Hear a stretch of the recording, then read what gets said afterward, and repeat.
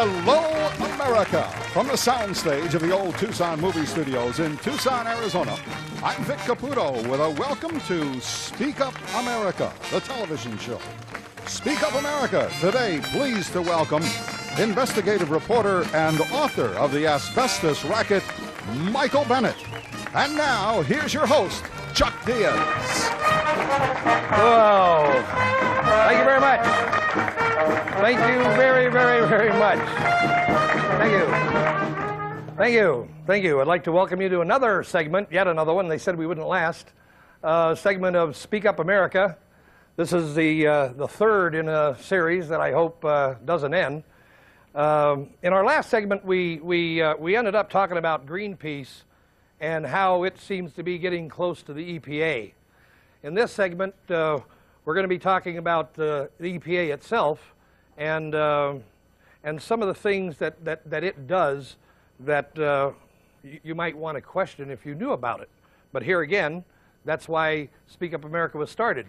One, the newspaper was started to try to get a message to you that I don't think is getting across via the normal media routes. I was just telling somebody just before the show that I had flown to Mena, Arkansas to talk to a logging community about environmental matters, and I ended up flying, I don't know, to go to Mena you got to go from here to Dallas, from Dallas to Fort Smith, Arkansas. From Fort Smith, Arkansas, you rent a car and you drive into Mena, which is in the Wichita National Forest. And I went there to talk to 27 people, okay? And that just goes to show you what we really are willing to do, us who are what is called the wise use movement, which basically means the wise use of our resources. And while in our next show after this one here, we're going to be talking about logging and trees and things like that, the EPA itself has an awful lot to do with how wisely we do certain things.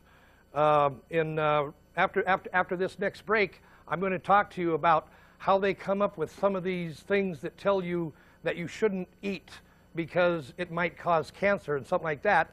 And I want to show you how they came up with an actual formula on how something might be bad for you. I think it's going to surprise you. I think you're going to enjoy it, and it'll be right after this.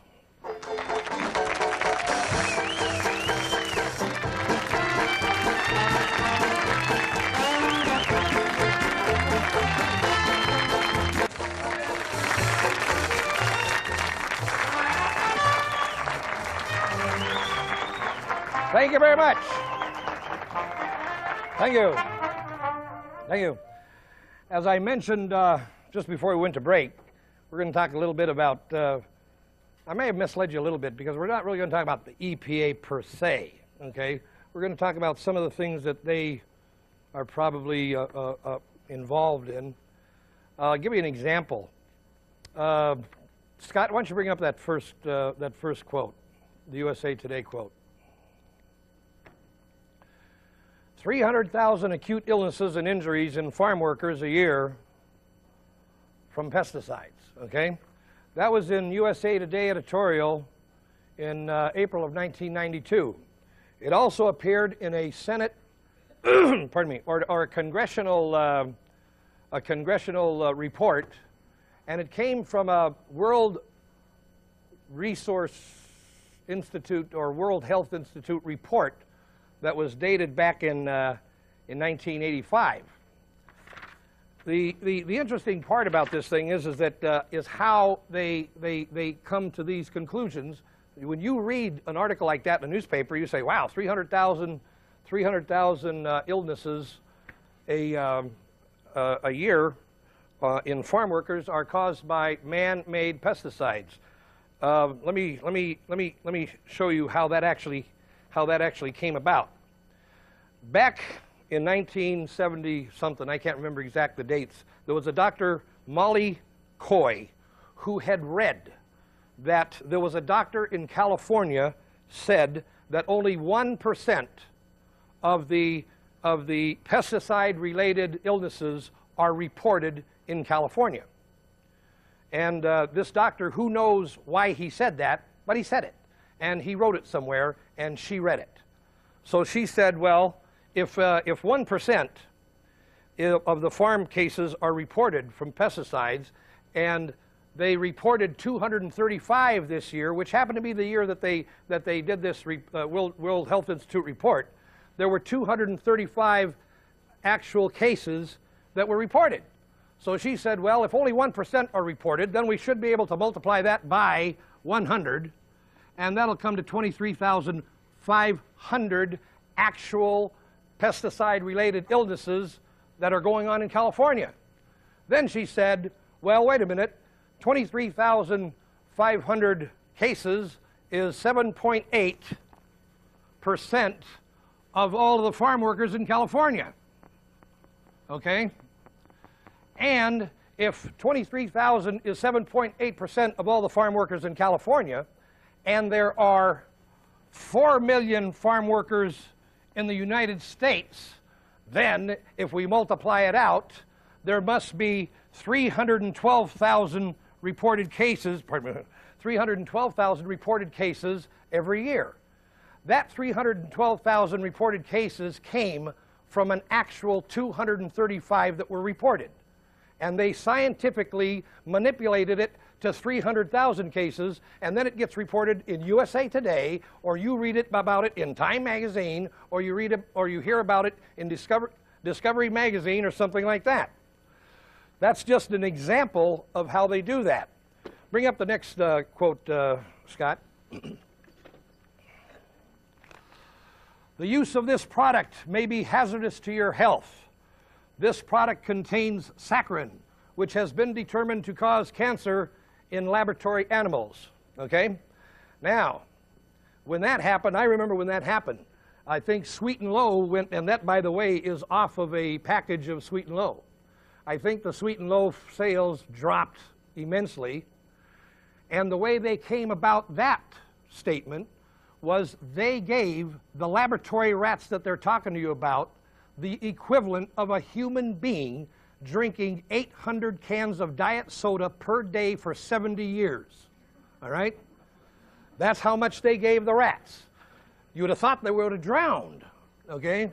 But the fact remains is that when they do these kind of things, okay, there was a Greek scientist way back when who said the dose determines the poison, and everything is poison. A man a couple of years ago died in Europe because he drank too much water. He drank something like 70 liters of water. He died of hydra something, okay? Too much water, all right? So there isn't anything that you can eat. If you eat too much of it, you can eat too much turkey. There is a carcinogen in turkey that will kill you, but you have to eat something like 10 tons at a sitting, all right? And if the EPA keeps doing things like this to change regulations, you know, we're in a world of trouble. Bring up the next one. LR found to cause cancer in humans. That's a paraphrase from CBS 60 Minutes, which we all think is wonderful. Most major newspapers and most major television networks ran the story back in 1989. In 1989, the Apple industry lost $200 million because supposedly LR caused cancer in humans. Here again, it was a result of tests on laboratory animals. And they gave the laboratory animals the equivalent of a human being eating 28,000 pounds of apples per day for 70 years.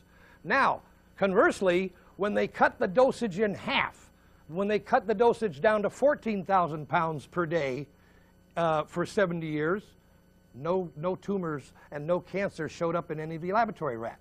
But here again, they got the American public to read a magazine, rush to their markets, and force them to take apples off the shelf. There was one woman who, when she heard about it on the news that morning, called the police to stop the school truck or school bus that her son was on because she had put an evil apple into his lunch bucket.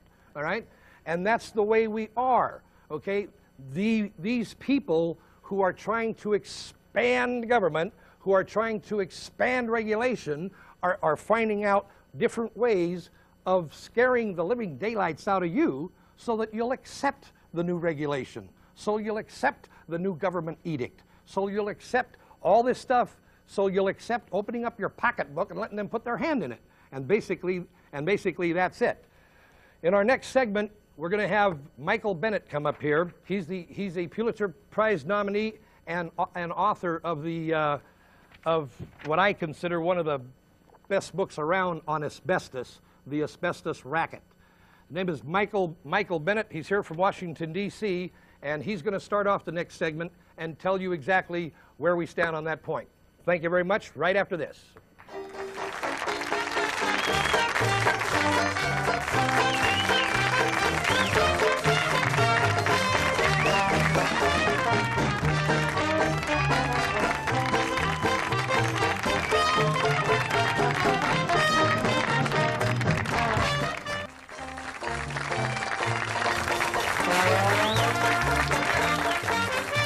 About 100 years ago, Mark Twain said, "A lie can be halfway around the world before the truth gets its shoes on." That was 100 years ago. Since then, the television camera has been invented, the computer has been invented, and under the inspiration of Ralph Nader, the best and the brightest have gone to law school. I would suggest to you that now lies go around the true world so fast that we can't begin to catch up to them. And the case that is the most classic example of that is asbestos. I can honestly say to you that if a news series that I did in the Detroit News in 1985 had been listened to at that time, this country would have spared itself at least $50 billion in totally wasted expenditures. In addition to that, several dozen, if not several hundred lives would have been spared from disease. And it's because of the fact that lies go around the world so fast, thanks to that machine, and to the computer, and to the lawyers, that we can't catch up to them. The story of asbestos begins in 1941 in my hometown of Boston, Massachusetts. Asbestos had long been known as a fire retardant. It was called the miracle mineral because you could burn the stuff and it wouldn't burn up. But in 1941, there was a fire in a nightclub in Boston. It was called the Coconut Grove Fire. 500 people died in a half hour. In 30 minutes, 500 people died. 2 years after that, in New Haven, Connecticut, 275 people died in a tent fire, in a circus tent fire. After that, the governments of the various states required that asbestos be used in buildings as a fire protection device. 5,000 people a year die in this country every year from fire. They still continue to die from fire. Asbestos is the only proven, established fire retardant that we have that has been established through the years. There are others, but they are not nearly as effective. Asbestos, however, like everything else under certain circumstances, can be dangerous. And in World War II, it became very dangerous because it was used to save lives. It was used to save lives because it was used in the furnaces of Liberty ships and other ships that were sent to Europe with the goods and material needed to win that war, because it was a fire retardant, and those ships were subject to torpedoes. But in the making of those ships, the rudimentary regulations that had been prescribed under the Walsh-Healy Act were not only neglected by act of the government of the United States, not a formal law, but by a policy established through the White House. Those regulations were thrown overboard. The men who built those ships did so in clouds of asbestos, literally clouds of asbestos. At the same time, they were mostly heavy smokers, as were in fact many people in those days. After the war, there were some studies done by a researcher by the name of Irving Selikoff at Mount Sinai Hospital. He was looking into lung disease, which was concerned to everyone at that time, primarily because of tuberculosis, a disease most young people don't remember, but which was a very devastating disease at that time of the lung. Some people went to look at tobacco, and that was the route that really produced the evidence. The others looked at asbestos. Selikoff projected that between 50 and 60,000 people a year were going to die from asbestos. He didn't calculate that into his public calculations that 90% of that those who were exposed to asbestos, their risk was multiplied 90 times over if they also smoked. That coincided with the rise of the environmental movement in this country and the use of statistics and media and other things to say that something is true when it is only a claim and an assertion. An effort was made by the Occupational Safety and Health Administration to use asbestos as a basis for a complete ban on carcinogens in the workplace. That failed because the evidence wasn't there. EPA then took up the cause, and it required every school in the country to inspect for the presence of asbestos and to notify the parents. They didn't tell the schools what to do if they found asbestos, but they told them to notify the parents. When I did that series in 1985, I interviewed William Ruckelshaus, who was then the administrator of the Environmental Protection Agency, and he told me that it was true. It was widely said within the department that the theory behind that was to get the mothers to form vigilante mobs to storm the school committees because the federal government did not want to accept the responsibility financially for removing that asbestos. In fact, it was a danger. Now, the EPA did not know whether it was a danger because EPA did not have qualified scientists on its staff. It has some now, but only a very few, and they do not have a career path. You advance in your career at EPA if you're a lawyer or if you're a propagandist. It might be more appropriate to call the EPA the Environmental Propaganda Agency.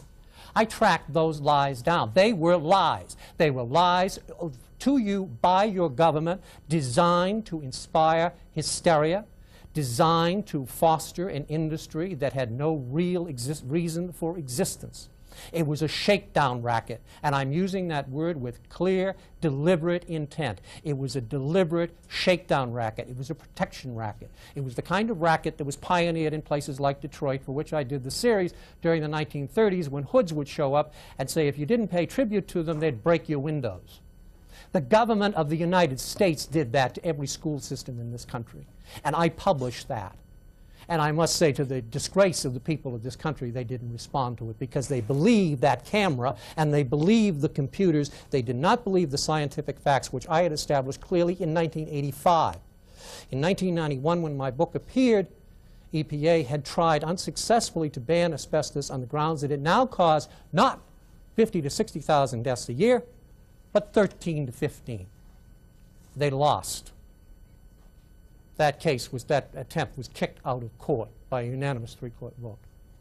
Last fall, the New York Times, despite the fact that it had published a major series of articles that previous March debunking the basis for any real concern over carcinogenic materials, presumably carcinogenic materials in asbestos, closed down. It was the New York Times, really, that closed down the schools of New York City for almost 2 months. During that time, a major laboratory that had funding, more funding from the federal government, a scientific laboratory than any other in the country for the research of cancer, brought out a report saying there's no problem. The 17 leading researchers in the world, in this country, Canada, and England, sent a letter to the New York Times saying, call off the panic. They not only didn't acknowledge the letter, of course, they never printed it. It was a fraud. It was a fraud. It was fraudulent. The problem we have isn't a problem with asbestos. It isn't a problem with the environment. It's the problem that we have lost the capacity to know what a fact is. We declare that people are murdered when we don't have any bodies. We don't understand reality anymore. We are divorced from reality. We don't know that you have to talk to a competent engineer if you're talking about an engineering problem to see whether there's an engineering problem. You have to talk to a scientist to determine whether you have a scientific problem. You have to talk to a medical examiner to see whether or not someone died accidentally or was a suicide or was murdered. Until we restore that ability to know what facts are, rather than opinion, rather than your left-handed guess and my right-handed guess and someone else's fundraising pitch, we're in bad shape in this country, folks. It has nothing to do with being liberal or conservative. We literally don't know what we're talking about. And every point that I make is established in fact, and I can prove and cite those facts to you. We're in bad shape in this country. It's not just a question of speaking up. We have to learn what it is that we're talking about, and we don't know anymore. We have to learn what we're talking about and learn how to do it. And this is perhaps a start. And I can only conclude by saying, first, try to find out some facts on these issues and then speak up, but don't speak up with a mouth that has a lot of words and a head that's full of nothing.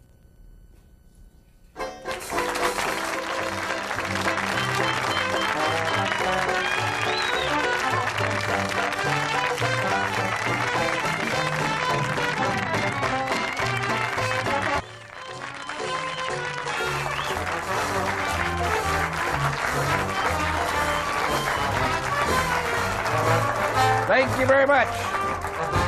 Thank you. Thank you. I'd like to emphasize a point, or ask Michael to emphasize a point on the ban. The EPA ban on asbestos was in fact overturned in court. Is that true? By a unanimous three-judge decision, and they were very scathing.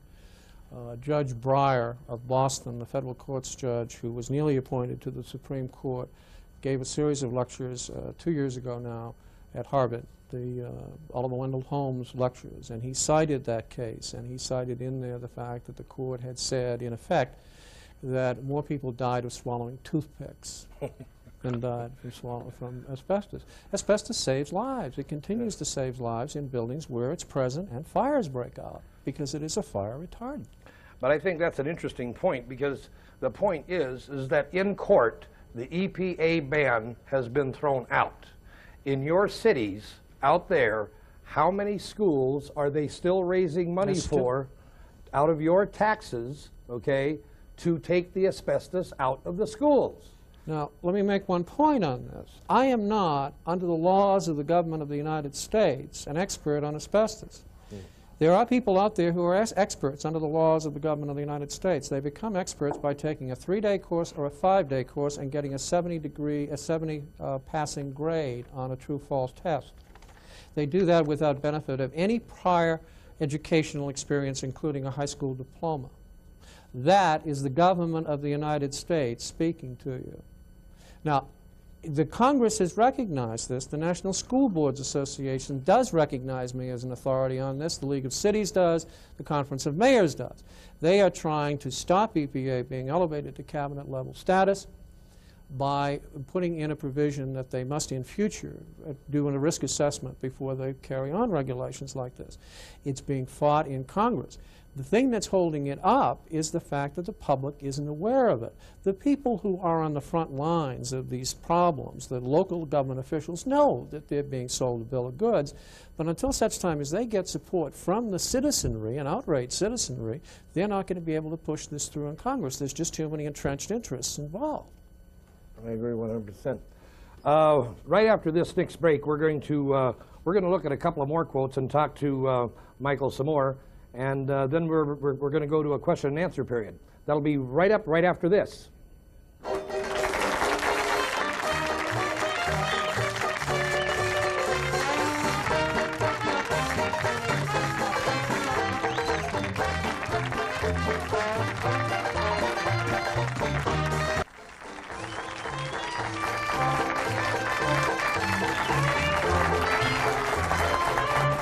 Thank you very much.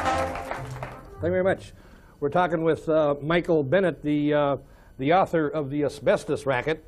I happen to have read this, and I found it quite interesting. I actually found out about Michael when I published an article. It was a headline article about the Challenger disaster being linked to the asbestos ban, and I found it quite interesting that on the seals of the rocket, when the Challenger actually exploded, they found out that it was the seals, and they found out that there was a change in asbestos. What had happened was the Consumer Product Safety Commission in 1978 banned all asbestos used in paints and putties sold to the general public. It happened that the putty that was used in both the Titan and the Challenger was used that putty, a putty manufactured by the Fuller O'Brien Company of San Francisco. When Fuller O'Brien discovered that they could be potentially liable for lawsuits they pulled all of the products that they had containing putty off the market. That left the Morton Thykol company with the problem of finding a putty. And they couldn't find anyone else to manufacture it, so they turned to a company that manufactured a putty for jet engines, not rocket engines, jet engines at considerably less heat. That company manufactured that product to government specifications, and therefore, since it was made to government specifications, unlike the original putty, which had been an off-the-shelf item, they couldn't be sued, because the king can do no wrong. You know, there's a wonderful argument in law, the king can do no wrong. You can't sue the government. Well, the government caused the asbestos mess in the beginning, and they've been messing it up ever since. They caused the death, probably, of the people in that rocket, because the moment they introduced this new putty, the engineers started referring to the old putty as the lucky putty. And as soon as they introduced the new putty, that's when the trouble began. And then it was just a matter of time, like playing Russian roulette. They played Russian roulette with the lives of 7 people, and those people are dead because someone in Congress thought, and in the regulatory agencies thought, that if we pull something off the market that's a good product, then somehow miraculously something superior will be replaced, and what doesn't happen that way. Yeah. And typically, what you read in your newspapers and what you heard over your television was, well, after such and such investigation, they found out that it was the O-ring seals, all right? But they didn't go one step further and tell you what caused the O-ring seal failure, and it was a change in the putty because the good putty had asbestos in it. So, in essence, what he points out in his book, that the Challenger disaster was linked to an asbestos ban. It's true. Right. Ben Franklin said it well a long time ago. For want of a shoe, a nail, a shoe was lost. For want of a shoe, a horse was lost. For want of a horse, a kingdom was lost. You just don't mess around with things because it's fashionable to do so. You have to have a good reason, and you have to have facts and reason behind your thinking. And we've lost that capacity, I'm afraid. Another thing is that back in, this is a copy of U.S. News and World Report.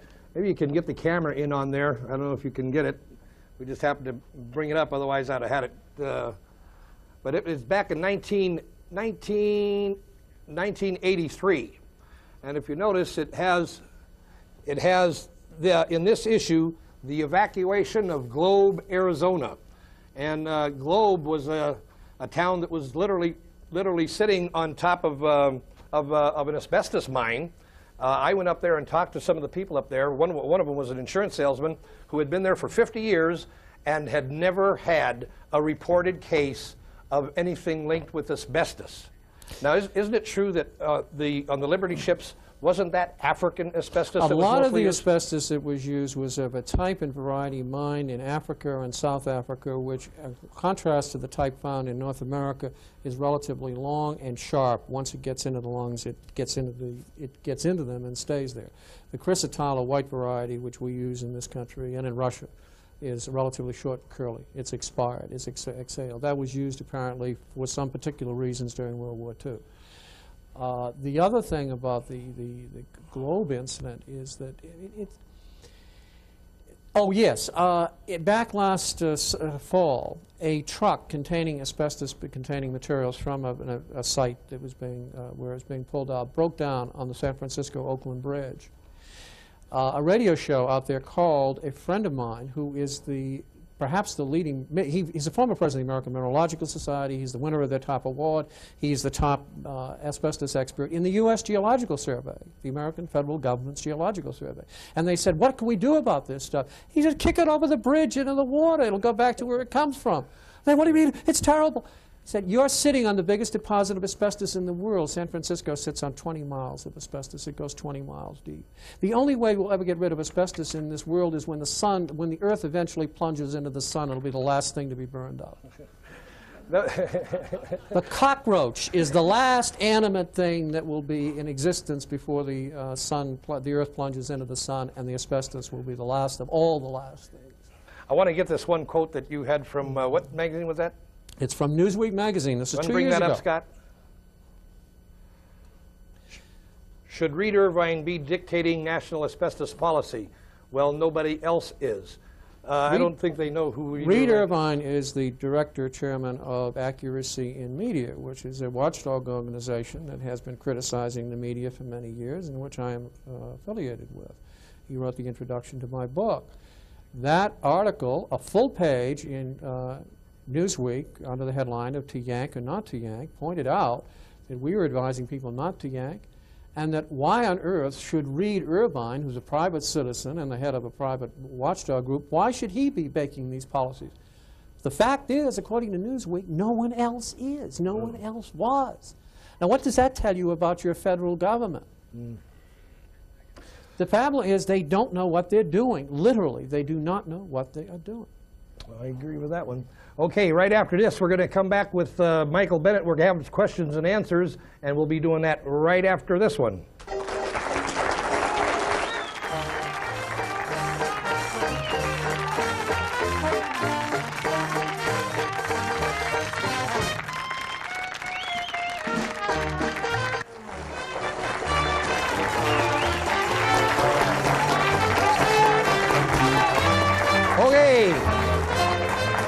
Thank you very much. I'm here with Michael Bennett. We're talking about the EPA. We're talking about asbestos. And we're going to get into a question and answer section here. But before we do that, I want to throw up a couple more things on the screen here. Scott, go ahead and throw the first one up. Available data do not support the concept that low-level exposure to asbestos is a health hazard in buildings and schools. That was reported in Science magazine in January of 1990, which I guess we can say we are warned sometimes. Wouldn't you? Sure. If the material is flaking, if it's not in good repair, you fix it. You make it in good repair. But you don't have to rip it out. If you rip it out, you're going to make it in worse repair by the simple process of ripping it out. So you don't rip it out unless you're going to rip down the building. It's as simple as that. That's about it. Put up the next one, Scott.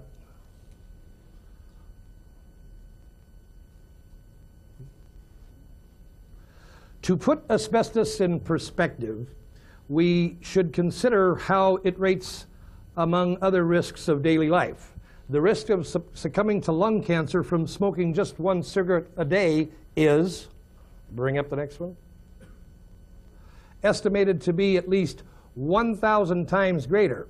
And the risk of dying in an automobile accident is 10,000 times greater. In other words, your risk of dying in an automobile accident is 10,000 times greater than a risk with asbestos. That's right. You know. And the problem is, in a sense, even with all of these things, we have managed to advance in 700 years to the point where we are no longer have our best and brightest debating how many angels can dance on the head of a pin, as the medieval theologians, and they were the best and brightest of those days, were doing.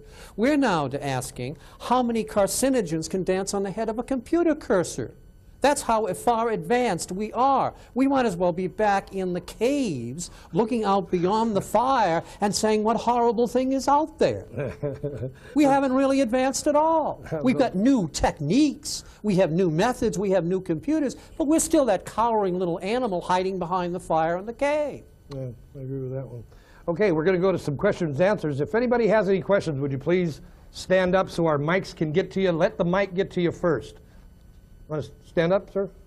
Yes, the double set of standards is what bothers me. The government doesn't hold itself to the same standards it holds the schools. If it did, bases like Davis-Monthan has dumped all these carcinogenics really in the ground. I'm talking about TCEs, PCBs, all the carbon tetrachlorides and stuff that they used off of the planes. But the asbestos that they took out of those airplanes out here by the thousand and dug them and stuck them in holes out there, if they held the government to that standard that they're making our school kids go to, by God, there's not enough money in the world. They sure as hell would move the base. It's a lot easier to scare local people and local school committees than to scare someone who's got as much power in the federal bureaucracy as you have. It's as simple as that. I might mention one thing. When we were talking about that Globe, Arizona thing, the governor of Arizona at the time, who mandated that they bury there was 40 homes that were supposedly in danger. They ended up digging a big hole and literally bulldozing the homes into the big hole. Okay, and then they covered it up. And right now, you go to Globe, Arizona, and there's this big, huge space with this chain link fence around it with all these signs that say, you know, asbestos, hazardous area, do not enter, and all that kind of stuff like that. It also cost, I don't know how many millions of dollars. And the person who overreacted, let's say, who was governor of the state of Arizona at the time, is our current Secretary of Interior, Governor Bruce Babbitt, former governor of Arizona. Yes, sir. So let me get this clear. Did you say in the beginning that a 3-judge panel lifted the ban on asbestos? The 3-judge panel threw out the proposed ban that EPA wanted. EPA wanted to get all the asbestos out of brake linings. They still do. They can't do it under the law, but they're trying to encourage the automobile manufacturers to take asbestos out of brake linings. There's only one problem. There's no adequate substitute. Okay, so the ban is still intact, and so No. They tried to ban it, but they weren't able to do so. Okay, but as far as the schools are concerned, or other things, that this removal of There is asbestos no requirement. There's absolutely no requirement for any school anywhere to remove asbestos. Absolutely none. Absolutely. In fact, EPA advises against it. But the problem is you don't know that. And unless you know that they advise against it, you have no way of saying whether we should do this or not. No one bothers to look up the facts. Everyone just goes after the money. What will make money for us out of this? And unless you're smart enough to know that there's a publication of EPA called the Green Book, which says don't remove the stuff, you have no real authority to argue against a contractor who may be the cousin of someone on the school board who says this is the most terrible thing that's ever happened, because if it isn't removed, he isn't going to make his next $1 million. Yeah, so this comes back to our responsibility. Then you bet. It starts right here. It starts with you. If you don't check these things out as citizens, these guys will get away with it. Look, this is very simple. We have an oligarchy in this country. The oligarchy is composed of lawyers, media people, and people of that interest. You don't count. Get that through your head. You don't count in this country. You're just an individual citizen and taxpayer. You do not count. The only thing you're asked to do is to ratify every 2 or 4 years which bunch of crooks will run us. It's as simple as that. But really, it comes down to you. If you choose to throw out one bunch of crooks and put in another bunch of crooks who say things that you happily believe in, that's what you're going to get. But let me tell you, my friend, this country is no longer run by its citizens. It's run by pollsters, and it's run by politicians who listen to pollsters. The only one thing that you can do outside of voting is, if you're ever asked a question by a pollster, lie. Because at least that'll confuse them.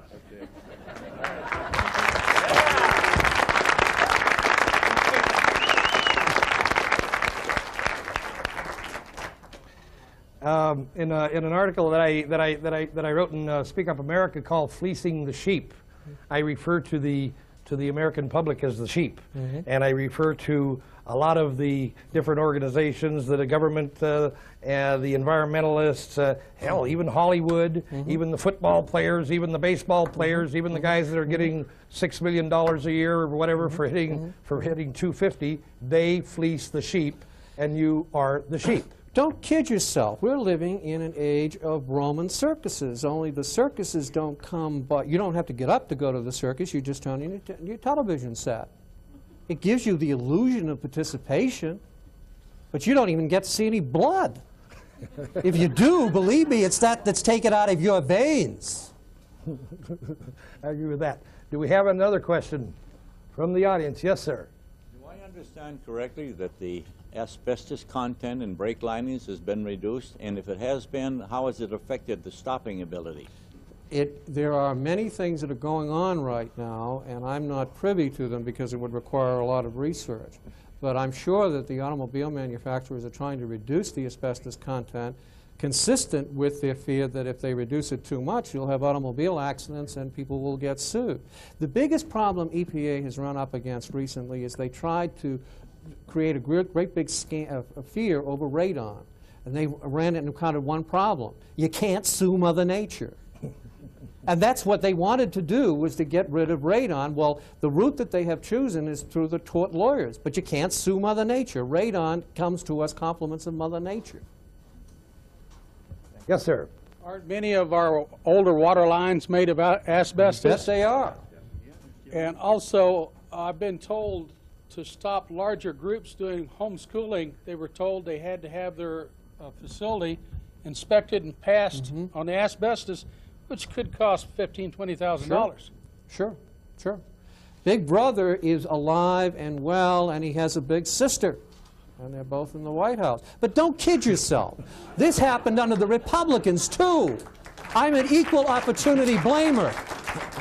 You get Republican lawyers and Democratic lawyers, and the only difference between them is that one bows down to Karl Marx, if you will, and the other bows down to Adam Smith. I don't think this country was established by our founding fathers so that we should be subservient to foreign economists. And we'll come back right after this, but I want to make one point. The one problem is the EPA was created by Richard Nixon. Exactly. Under an executive order, I might add. You know, so let's go to break on right now. We'll be right back.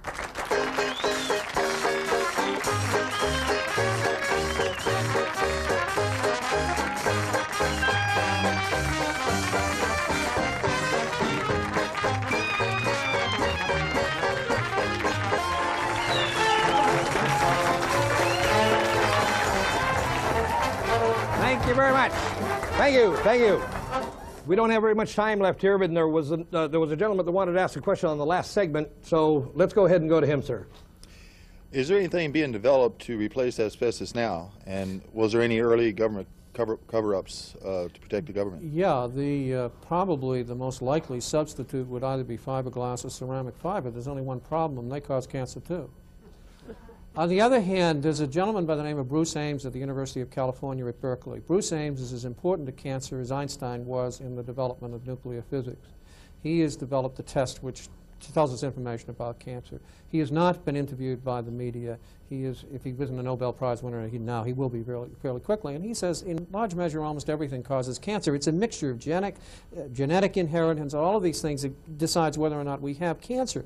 So, yes, all of these things can cause cancer, but we have to use a judgment based upon other factors rather than its cancer-causing potential. Again, I go back to the central point. We don't know what the facts are. We don't know who the reliable people are. Bruce Ames has even lectured at EPA.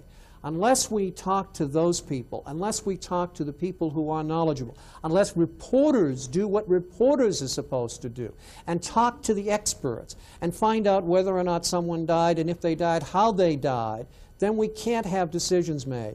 There's a old Chinese saying that the passing of gas, body gas, is something that's noxious to everyone else, but a source of great satisfaction to those who pass the gas. Well, I would suggest to you that I live in Washington. I have worked on the Hill. I've been a congressional fellow of the American Political Science Association. And the greatest factory for the production of gas in this country is in Washington, D.C. And it's poisoning the rest of us. Oh, boy. I don't know if I can. Did you want to, okay, thank you. I hope you answered your question. Okay, wait just one second. Wait till the mic gets to you. Okay. All right, go ahead. You spoke of executive order. How can the executive branch of government legislate law when that's a function of the legislative branch, Congress, as per our Constitution? Because Richard Nixon really slipped one over on us. He said that we're going to get rid of cancer in order to divert attention from the problems in Vietnam. He created the agency, and Congress then passed a bunch of laws, and they weren't good laws. Yeah. Okay, we're over time right now. Next program is going to be Bruce Vincent, logger from Libby, Montana. You're going to want to catch that show. See you later. This is it.